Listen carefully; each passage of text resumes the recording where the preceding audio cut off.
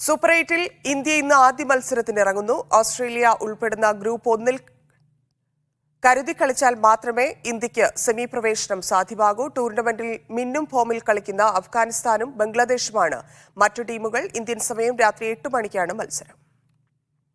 Caribbean ദ്വീപിലെത്തുമ്പോൾ പിച്ചിന്റെ സ്വഭാവം മാറുമെന്നത് ഇന്ത്യക്ക് ആശ്വാസമാണ്. പക്ഷേ ഗ്രൂപ്പ് സിയിൽ കളിച്ച 4-ൽ 3 മത്സരങ്ങളിലും ജയിച്ചാണ് അഫ്ഗാൻ സൂപ്പർ 8-ലെത്തിയത്. അങ്ങനെ ഒരു ടീമിനെ നേരിടാൻ ഇന്ത്യക്ക് ബൌളിംഗ് കരുത്തു മാത്രം പോരാ. സ്പിന്നിനെ പിന്തുണക്കുന്ന പിച്ചിൽ ബാറ്റർമാർ കൂടി പിടിച്ചു നിൽക്കണം. വിരാട് കോഹ്ലി ഓപ്പണിംഗിൽ ഫോം കണ്ടെത്താത്തതാണ് പ്രതിസന്ധി. കോഹ്ലിയെ 3-ാം നമ്പറിൽ ഇറക്കി ഫോമിലുള്ള രോഹിത്തിനൊപ്പം ജയ്സ്വാളിനെ ഓപ്പൺ ചെയ്യിപ്പിച്ചേക്കും.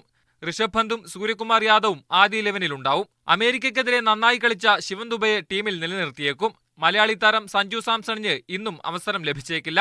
ഓൾറൗണ്ടർ റോളിൽ അക്സർ പട്ടേൽ ഉള്ളതുകൊണ്ട് ജഡേജയെ വലിച്ച് കുൽദീപ് യാദവിന് അവസരം നൽകാനാണ് സാധ്യത. ബുംറയുടെ നേതൃത്വത്തിലുള്ള പേസർമാർ മിന്നും ഫോമിലുള്ളതിനാൽ അഫ്ഗാൻ ബാറ്റർമാർ ഇന്ന് വട്ടം കറങ്ങും. ക്യാപ്റ്റൻ റാഷിദ് ഖാൻ, മുഹമ്മദ് നബി, നൂർ മുഹമ്മദ് ഈ സ്പിൻ ത്രയത്തിലാണ് അഫ്ഗാന്റെ ഇന്നത്തെ പ്രതീക്ഷ. 12 വിക്കറ്റുമായി ടൂർണമെന്റിലെ വിക്കറ്റ് വേട്ടക്കാരിൽ മുന്നിലുള്ള ഫസൽ ഹക്ക് ഫാറൂഖി കൂടി ചേരുന്നതോടെ ആ പ്രതീക്ഷ വാനോളമാവും. ബാറ്റിംഗ് നിരയും സ്ഥിരതയാർന്ന പ്രകടനമാണ് നടത്തുന്നത്. ഓപ്പണർമാരായ റഹ്മാനുള്ള ഗർബാസും ഇബ്രാഹിം സദറാനും പൊളിക്കാൻ പറ്റാത്ത കോട്ടയായി നിലകൊള്ളുന്നു. ഗുൽബാദിൻ നായിബും നജീബുള്ള സദറാനും കൂടി ഫോം കണ്ടെത്തിയാൽ അഫ്ഗാൻ ടീം സുശക്തം.